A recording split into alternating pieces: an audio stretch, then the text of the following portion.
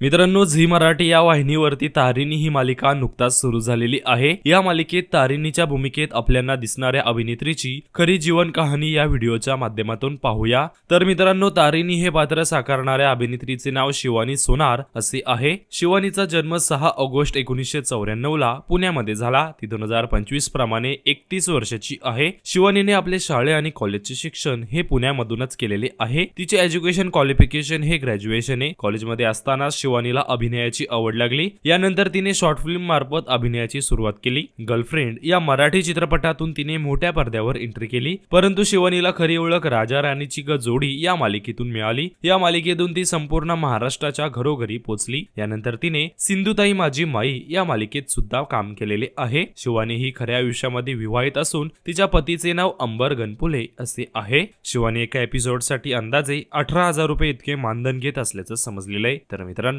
तुम्ही तारिणी ही मालिका पाहता का हे आम्हाला कमेंट्स मध्ये नक्कीच सांगा।